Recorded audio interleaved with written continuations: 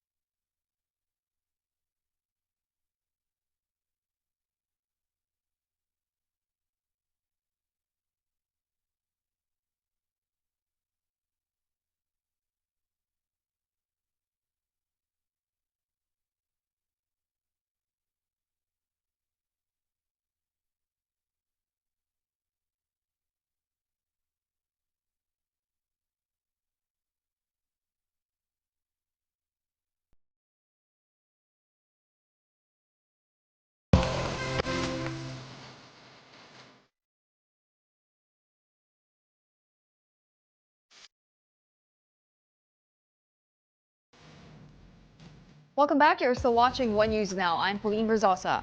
Let's now take a quick look at today's other headlines. In the Philippine Star, the birthday bash for President Marcos has drawn flag after a copy of the supposed invitation to the event circulated online. The party, which featured a performance by British pop rock band Duran Duran, was organized at no cost to the government, according to Malacanang. And in business world, money sent home by overseas Filipino workers rose to a 7-month high in July. Cash remittances coursed through banks climbed by 3.1% to over $3 billion from $2.9 billion a year ago. The health department has recorded a total of 18 Mpox cases so far. 5 of them have recovered, while 13 are still considered as active cases. The latest cases were recorded in Metro Manila and Calabarzon. Health Secretary Ted Herbosa reminded the public that no approved Mpox vaccine is available in the country, but we are set to receive 2,000 vaccines in the next few months. And now here are some developments outside Metro Manila. The Supreme Court orders Cebu Governor Gwendolyn Garcia to pay damages to HSBC for failing to settle her debt for a loan back in 1996. According to the SC decision, Garcia has to pay $700,000 in damages, including a 12% legal interest and 404,000 pesos in legal costs. The regional wage boards of Calabarzon and Central Visayas have issued wage orders granting increases for minimum daily wages. The new minimum wages in the private sector in Calabarzon now range from 425 to 560 pesos, while those in Central Visayas range from 453 to 501 pesos. And Visayan Electric residential customers will see a 95 centavo increase per kilowatt hour in their electricity rates for the September to October billing month.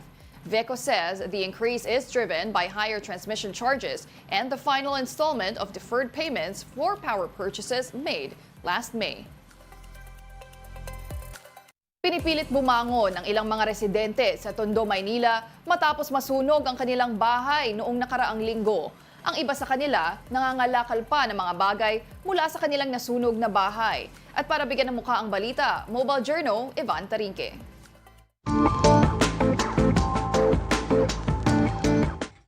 Libo-libo ang apektado sa nangyaring sunog dito sa Tondo. Nagbabakas sakali naman ang ilang nasunugan na may mapapakinabangan pa sa natupok nilang ari-arian.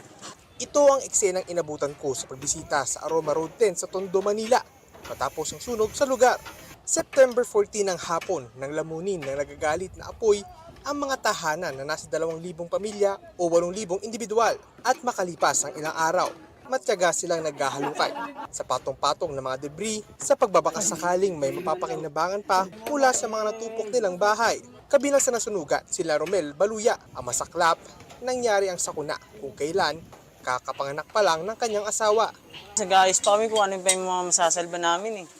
Kung ano yung mapapakinabangan pa para may pang-araw-araw na. Pambiling gatas eh, bagong panganak yung misis ko eh. Sa datos, tinatayang nasa 2 milyong piso ang halaga ng natupok. Pero sa kabila ng masaklap na dinanas, ang mga residente hindi nawawala ng pag-asa. Pasalamat ako, ligtas kami lahat. Wala namang nano. Yung nga lang, wala kami nasalbang gamit kahit isa. Ganun talaga eh. Pag di ka manong, nganga ka. Lahat naman kami rito eh. Sa kabilaan ng sakuna, umaasa ang mga biktima na muli rin silang makakabangon sa kinakaharap na trahedya. Mobile Journal, Ivan Tarinque po, hatid ang muka ng balita. And those are the top stories of the hour. Join us later at 9 a.m. as we continue to monitor the day's biggest stories. I'm Pauline Verzosa. We are One News.